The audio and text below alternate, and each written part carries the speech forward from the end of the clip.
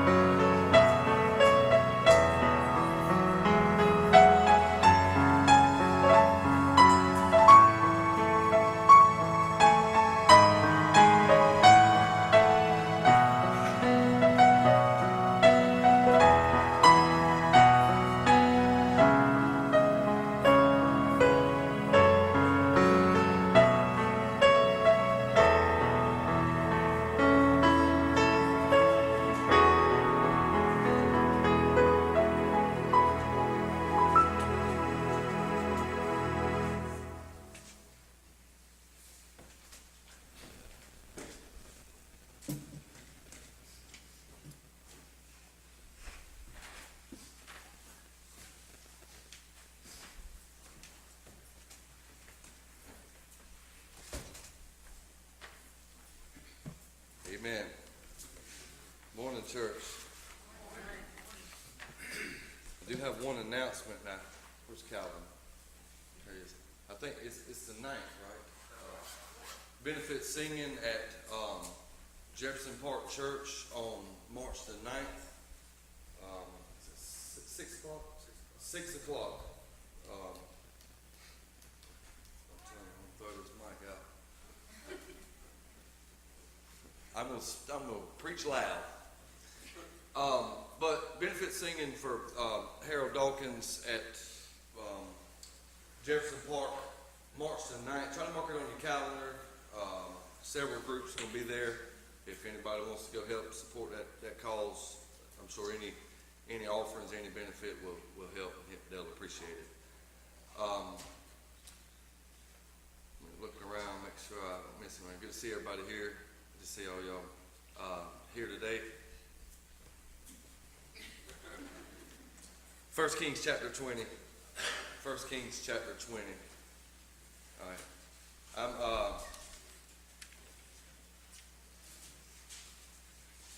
Anybody ever had a good time for the Lord? Anybody ever been up on the mountaintop? Yeah, I appreciate you setting us up. You know what I like? Sunday school was good this morning, talking about the sovereignty of God.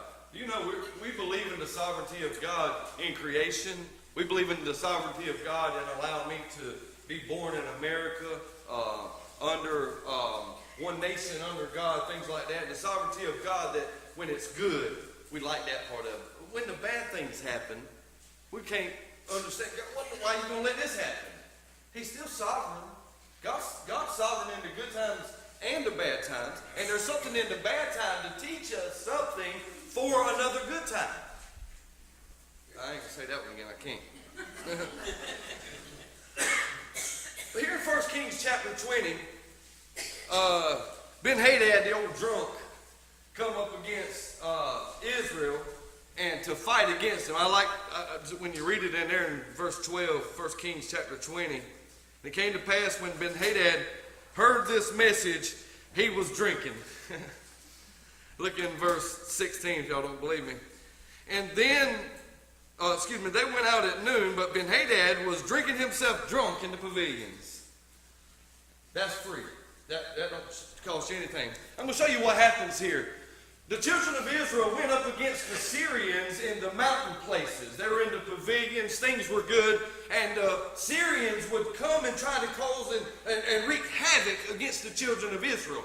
And they came up, and the children of Israel, while they were on the mountaintop, smote the Syrians several times. And Israel had a big army, the Syrians had a big army, and they're fighting against each other. But God's people prevailed in the mountaintops. I think that's good, but then I read over in verse number 22, one of the greatest things, I studied this thing, but this thing came out this morning, So, imagine this. You just come off of a mountaintop victory, things is good, you strutting around like, man, God, ain't God good all the time? Yes, all the time. God is good. Y'all know what I'm talking about? Anybody ever strutted into Christianity like old peacock? Chest out, everything's, I am good. God's blessed me. We're blessed. Verse 20, I like this.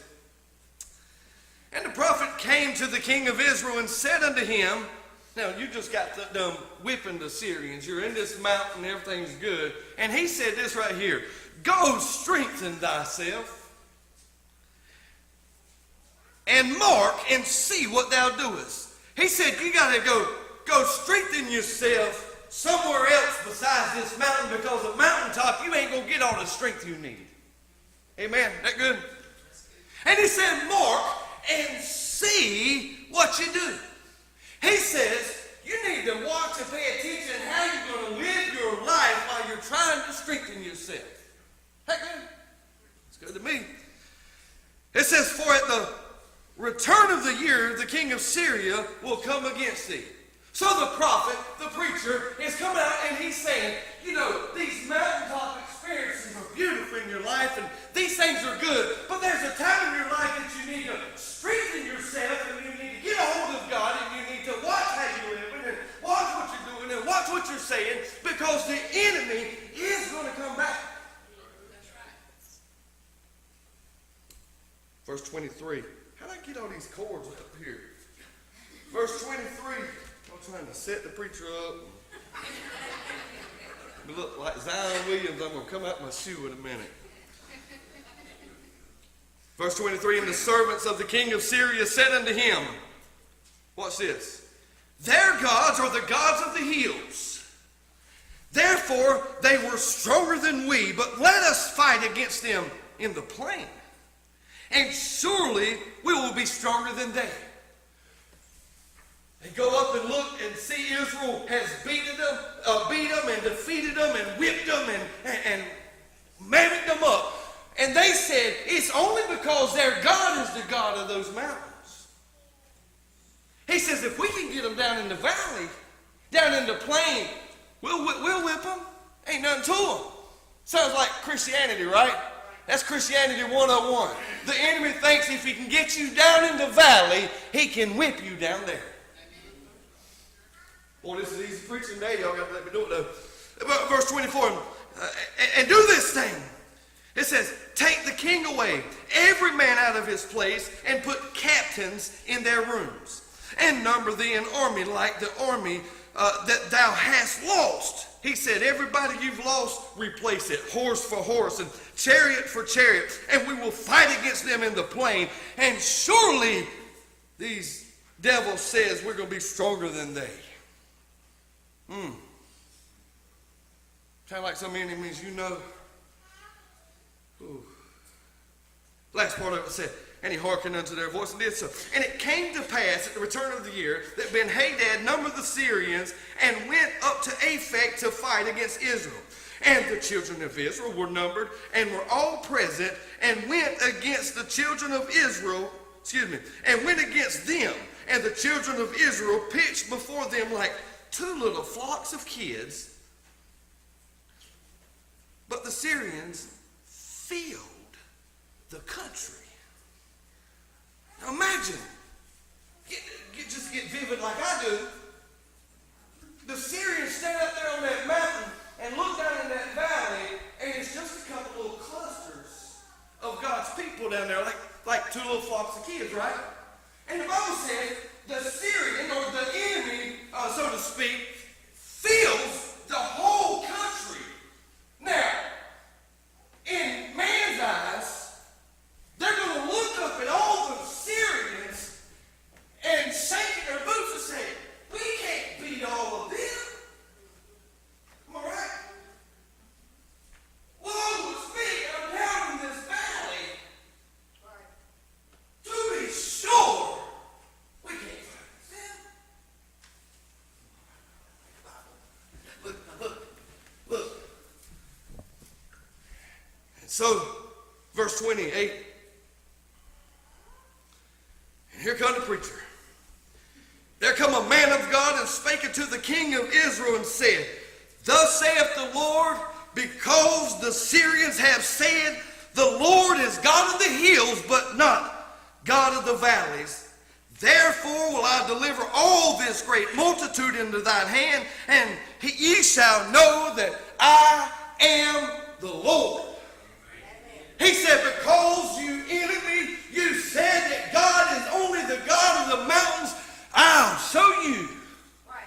He said, I'll let my people get down right there in that valley, and I'll show you we will prevail. We'll come out on top. Because you don't know me, God said. How to use that thought and preach on, he's God in the valley too. Amen. We know the old song, God on the mountain is still God in the valleys, and it sounds good that God on the mountain is so good to us, but my, when we get down in the valleys, how soon we forget that God is the God of the valley too. Syrians thought they whipped Israel there in the mountains because they only had a God of the mountains, but can I help you that God is the God of the valleys too? Now there are three things about the valley. This is just by way of introduction. Three things about the valley.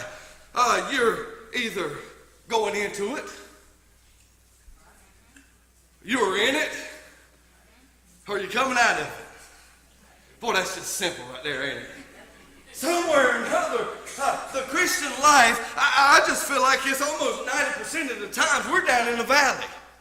We can't live on the mountaintop all the time. He says you got to come down off that mountaintop every now and again to strengthen yourself. We lose our strength when we're up there. So most of the Christian life is projected to be mountaintops 24/7. It's projected to be prosperity. It's projected to be everything's going right, hunky-dory, things is good. I got a paycheck coming in. The bills are current. Everything's going good in my house. Mountaintop. That's the way we project it. Every now and again, the heat and air unit goes out. I was talking to my dad-in-law last night.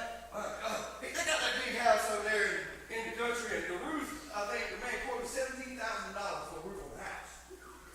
Right? Big house. $17,000. He finally got a quote about $13,000. But he can't get a roof on because it's been raining. And guess what happens? Heat and air goes out. You know what I said to him last night? Thank the Lord.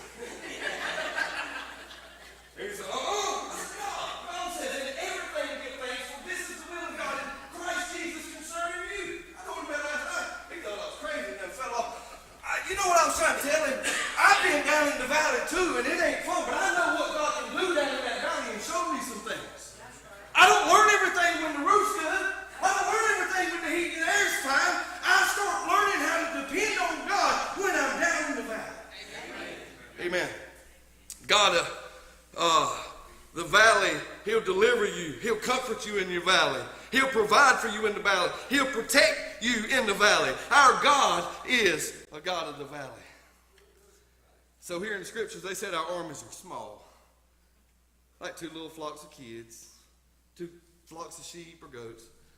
Syria's army was mighty, and it just sounds like the enemy in our lives. Do you know when you get down in the valley, that's when the old devil comes? Do you know the devil don't mess with you while your bills are current? Devil don't bother you when you got full money in your pocket. He bothers you when it's lunchtime and you ain't got no money in your pocket and you've been praying all week, God, I need some money for lunch and I'm hungry, I can hear it, I'm hungry, and the devil comes out there and says, if he's your God, he can give you food.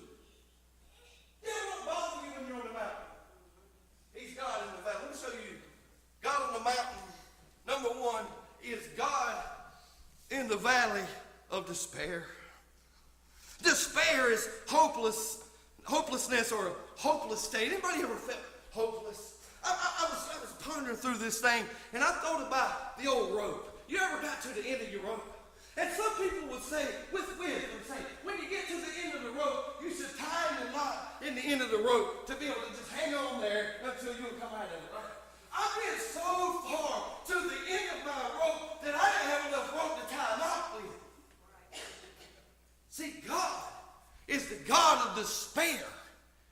See, sometimes we get in a hopeless and a helpless situation, destitute of hope or expectation. We're down and we're cast out and we're trodden and we've been to the lowest low. But I'm telling you, as God is my witness this morning, that the God of the mountain is God in the valley of your despair. I think about Job. Job lost it all. Job come to the point in Job chapter 3, he's lost his kids, he's lost his livestock, he's lost his health. His wife sat there saying, why don't you just cuss God and die? Why don't you leave? I can't believe you still trying to go to that little church out there. God ain't doing nothing in your life. And Job looks and says, I am at my wit's end. Oh, miserable comforters coming to him and saying, hey, if you were right with God, these things wouldn't happen to you. And he gets there to the end of his hope, and he says, it would be better if I had never been born. Never thought of that. I ain't never got to the point where I thought it'd been better for me never been born. I've been there. I'm telling you that God is the God of the valley of despair. You see, Job chapter 14, God brings Job up. God shows up, lifts him up. God peps him up and strengthens him up. God fixes him back up with everything that he ever lost. because he trusted God while he was in the valley of despair. I think of Elijah. Elijah, just a couple of chapters before this, called down fire from heaven, whipped over 400 prophets of Baal. Everything's going good. He's on the mountaintop, Mount Carmel, y'all remember that? And he's up there and he's strutting around. And the next chapter, a woman says, I want to kill that preacher. And she goes after his life, scares him to death. He goes out into the wilderness, finds himself under a juniper tree in despair and lonely and broken. And God, everybody's going against me and nobody's serving me but me. And God said, time out, little buddy. He said, I got 700 men that have not bowed the knee to Baal. I can raise up anybody. And God told Elijah, get up, son. Get up. God fed him. God nourished him. God, when he was in the valley of despair, helped Elijah up. God will be there. I imagine Elijah's situation out there under that juniper tree. The angel says, look, take, eat. I like to look at it like this way. He's out there and walks up on an old Serta mattress.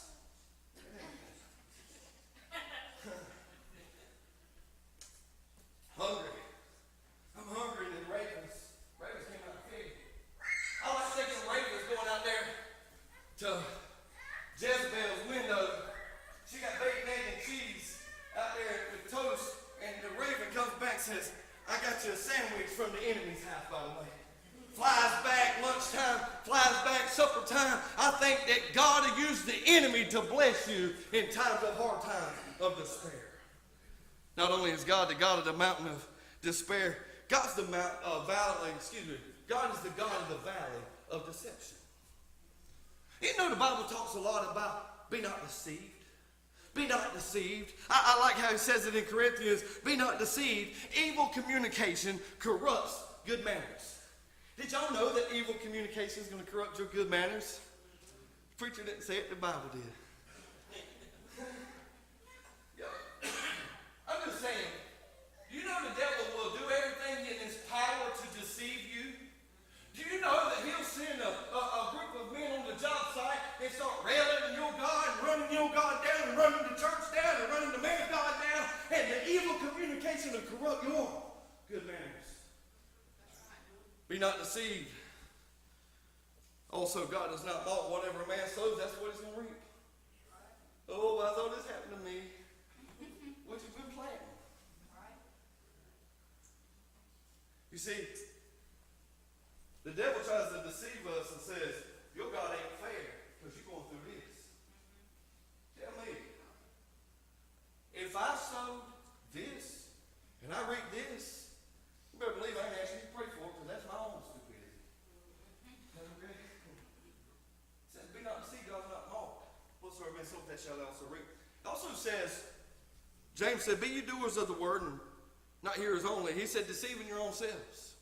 You see, the devil comes out, here's a good message. Preacher preaches. Sunday school teacher teaches. That thing's delivered, man. And you sit there in that seat and say, well, I'm glad they're here. If they wouldn't hear that, they never heard that. Y'all ever thought that God sent you to church to sit on that pew to hear that sermon to get right? Right. It ain't for your neighbor. If it was just for your neighbor, you wouldn't have came. That's right. I just believe God. I believe God's got a way of speaking to our hearts, and if we're not careful, the devil will deceive us and get it off of us and think it's all about somebody else but me. That's right, preacher. I'm in a problem. I say this other way. But we worry about what everybody thinks about this. I don't think about myself. I'm saying this for real because I'm thinking about me. Right? Y'all might have issues, but I got issues. In order for me to get my issues right, I can't think about y'all. Think about me. And then when somebody said the country song, I was doing Wednesday night last week. And all y'all just heard it because I said it like that. Be not deceived. You see, the enemy will attack you in the valley of deception. Oh yeah, he knows how to get you. So he's got you down there in despair. Things is going bad. But God is trying to strengthen you through that despair. He'll get you down there in that valley of deception. And see, all God's trying to do is get you to trust him. Right. Don't trust your feelings. Right. Anybody Anybody ever base your life off how you feel? Jack that one up, didn't you? Huh? Anybody ever been happy? And you never made a decision because you was happy? That's what we do when we first get married. We look at that thing, boy, we happy about that thing. When we first get married, man, I got to look at my wife. About 30 years later, look at my wife. We have to be careful by using our emotions to let that drive us. We get down in the valleys and we get sad. Do you know that we were just on the mountaintop and had victories in our life, and the moment we get down in the valley, God was trying to teach you something in the valley. Walk by faith and not by sight. Put your trust in the Lord. Put not trust and confidence in man. Walk not in the flesh. Walk by the Spirit. And He's trying to get us to do that stuff because we can't do it outside here on this mountain. We up here on cloud nine. But we get down in that mountain, in that valley, God said, I want you to trust me. Who's God down there? In that valley. Despair.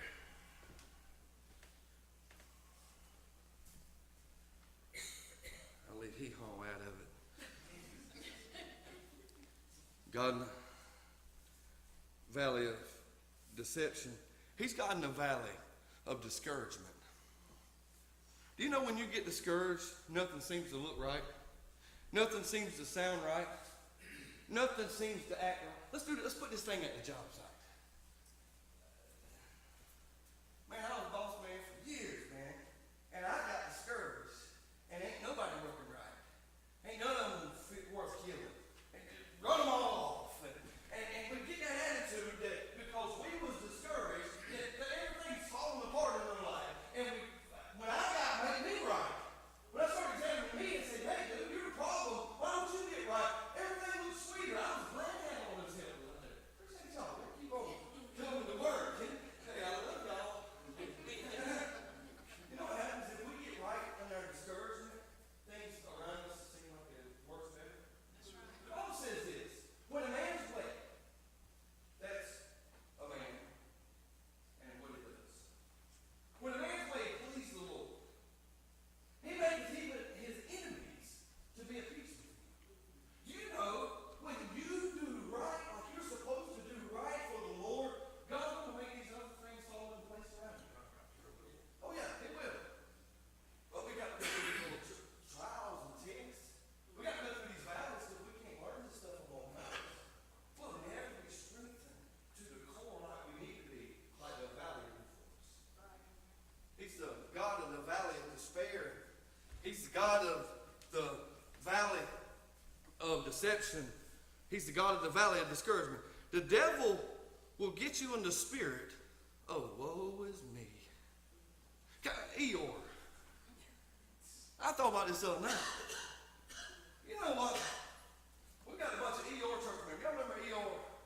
That's that little donkey thing on Winnie the Pooh.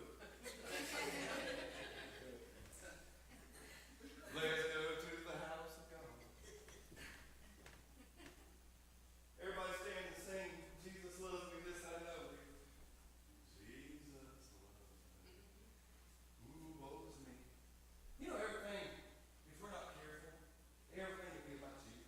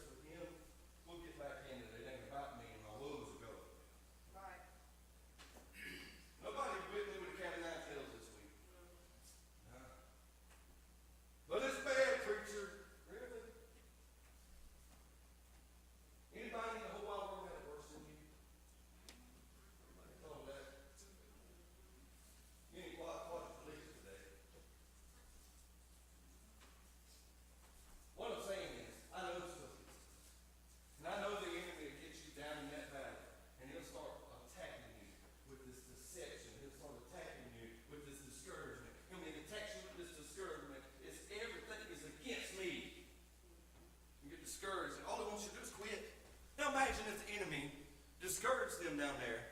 And that little flock of kids that was gathered in that valley had run off and scattered and left. And the Syrians filled the multitude up there and looked down and said, I knew we'd whip them. Their God ain't nothing. You see, that's what he's trying to do. See, the enemy's a defeated foe already. And all he's trying to do is bring an accusation on your God. And said, your God must not be much. Your people can't even go through a little valley. He's got to be just the God of the mountain. Everything's going good for you. He'll be there. Down in the valley, I see him run every day. Amen. Deception. The devil, while you're in the valley, will keep a lot of things going on. But God is the God of that valley. Psalm 40 says, I waited patiently on the Lord, and he inclined unto me and heard my cry. He said, he brought me up out of a horrible pit, out of the miry clay, set my feet upon a rock, and established my goings. He had put a new song in my mouth, even praise to our God. Many shall see it and fear, and shall trust in the Lord. The only thing that bothers me on this is the way he did it. He had to wait patiently on the Lord down there. We ain't patient. Get down this valley now. God, if you love me, I wouldn't be going through this. Like I said, I do love you. That's why you're going through this. See, whatever it takes to get you closer to God, God saved you for that. God saved me to have a personal, intimate, in-tune, functional relationship with me. The chosen God, creator of everything, spoke everything into existence. He said, son, you go right up there, moon. Right there. God spoke it all into existence. Would come down and pull me out of the miry clay. Pull me and set my feet on a rock and put me in, establish my goings. Because he wants to have that relationship with me, and the only way he's going to do it is learn that he is the God in his family. God don't quit on me. Right, that's right. My God, I got to be patient. I got to wait on the Lord. He'll renew my strength when I do that, but I got to wait. I want to buy way, I want it now. Let's go, let's go, let's go, let's go, let's go, God. People use God like a genie in the lamp. I'm going to bring up the stuff, but somebody gets hurt, they ain't served God all their life. And they claim God's going to heal them. And they're rubbing this lamp and saying, all right, God, take a look. God ain't like that. God can heal all things. But you ain't going to put God up on the shelf and bring him down when it's your time to be fixed. Right, that's right. God loves you with an everlasting love. And he's drawn you and he's secured you in God. It's been moving all of the days of your life. You can wait till you're 80 to say, all right, God, I need you now. You see, God in the valley can help me to understand who he is. That he can strengthen me. Nobody knows how good Jesus is until he's all that. That's right. That's right. That's right. See, most people ain't been there. I'm just going to say it. Most people ain't been working and been there. I've been where I had nobody but Jesus. And I thank God for that. Toughest time of my life. Toughest time in my whole 42 years of existing. When I had nobody but Jesus. But the best that ever happened to me in my life was when I didn't have nothing but Jesus. You see, I learned that he's the God in the valley of discouragement. Well, then I go on in my thought here. I figured out that he's the God in the valley of deliverance. You remember the exile, remember the children of Israel, and they came out of Egypt? And the Lord said, I have surely seen the affliction of my people which are in Egypt, and have heard their cry by reason of their taskmasters. For I know their sorrows. See, God knows what you're going through. He said, I'm come down to deliver them out of the hand of the Egyptians, and to bring them up unto a land, unto a good land, and a large, unto a land flowing with milk and honey. He says, sometimes we forget that we serve the same God that brought the children of Israel out of Egypt.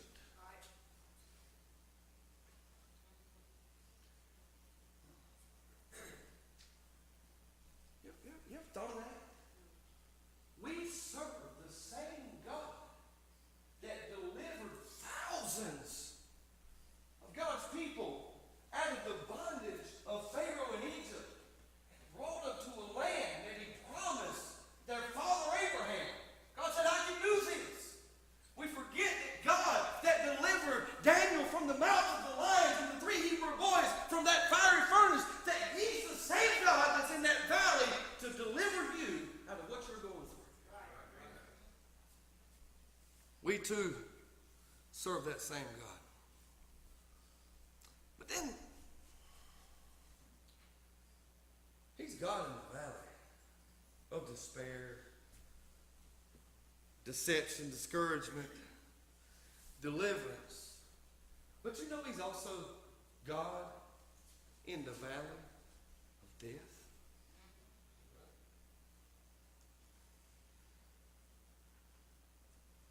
You ever stood by some of your loved ones that slipped on, went on off into eternity? There's many testimonies, and no doubt too, that dying saint had what I know was dying grace, laying there,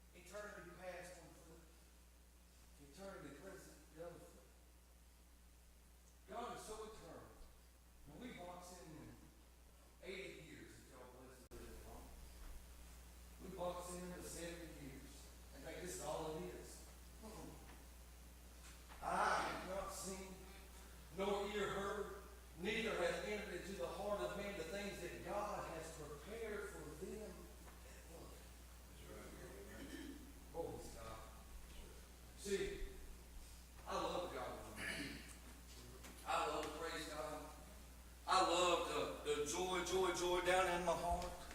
I love to sing the Jesus loves me. This I know because the Bible tells me so. Praise God and worship. I love it. I never learned as much as I've learned as I have in that valley. That's right. I'm the man I am today because of all the valley experiences I've had. Oh, I got more coming. I don't know what it is. Mine could be worse than anything I've ever seen in my life. But as long as I trust God to be the God of that valley, that enemy cannot prevail against me while I'm down. I'm coming back up. I'll get up. I'll stand up. I'll rise up. God will lift me up. Right.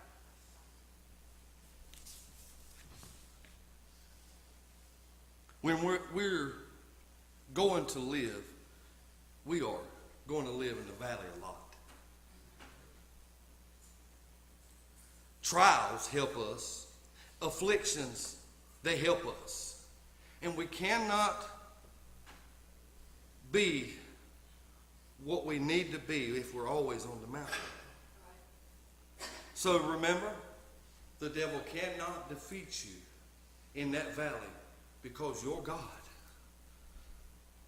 Just like Ben Hadad learned, God is the God in the valley too. Let's everyone stand.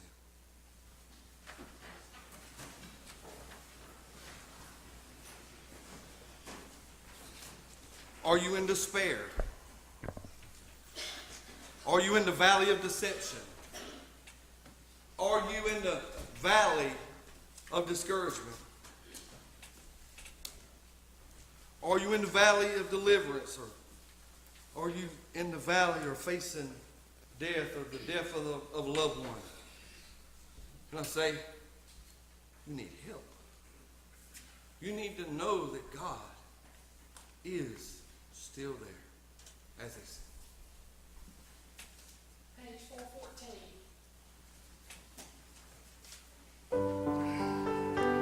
The enemy was large in number, yet still God defeated the enemy.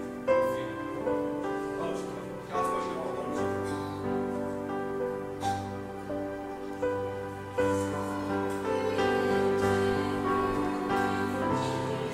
Are you hearing you're going through something? God can help.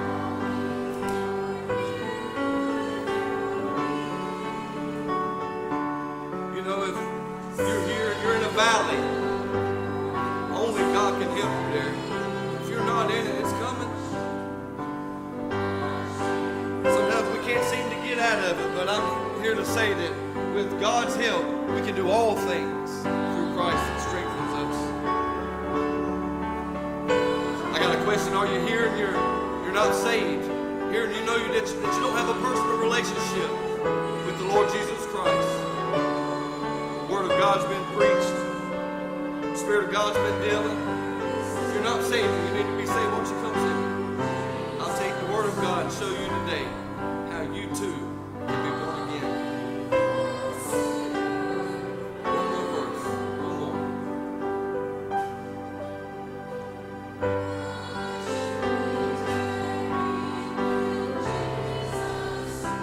All I can say, church, is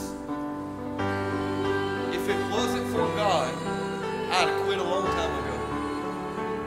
I'd have gave up. I'd have threw in the towel. But God, who is rich in mercy in my life, has helped me out.